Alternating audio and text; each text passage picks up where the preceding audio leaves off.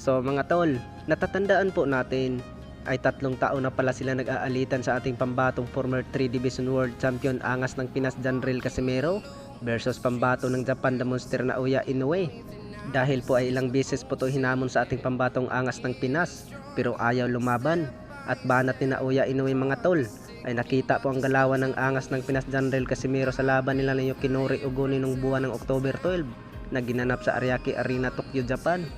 Ay banat ni Naoya Inoue, hindi na daw niya labanan si Casimero dahil ay hindi daw magaling dahil daw sa pinapakita ng angas ng Pinas Janril Casimero versus Yukinori Oguni. Nawalan na ng gana si Naoya Inoue. Bukod dyan mga tol, ay sabi ng karamihan, takot lang talaga si Naoya Inoue sa ating pambatong angas ng Pinas. Ay dati pa niyan hinahamon sa ating pambato pero ayaw lumaban. Kung gusto nang labanan si Casimero, noon pa.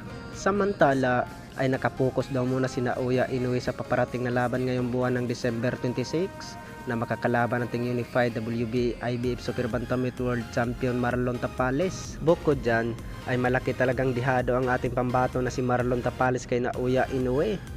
Alam naman natin mga tol, ang lahat ng nakakalaban ni Naoya Inoue ay puro bagsak at nakatikim din 2 beses po ang ating pambatong Pro Division World Champion Nonito Donaire Jr.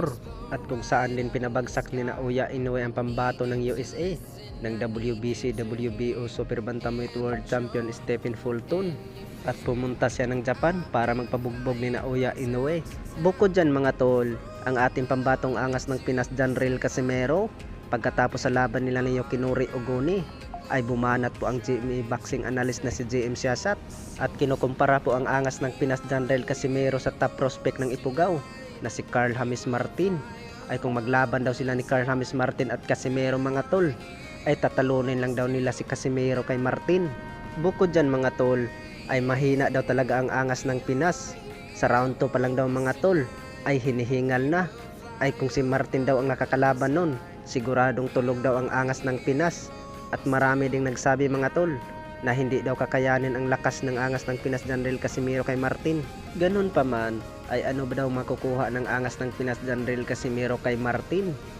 At banat din ng karamihan mga tol, ay marami pa daw kakaining bigas itong si Martin para labanan niya ang angas ng Pinas.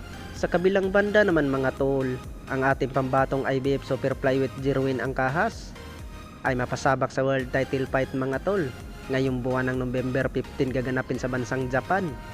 Ang makakalaban niya ang kapatid ni Naoya Inoue ng WBA World Champion Takuma Inoue.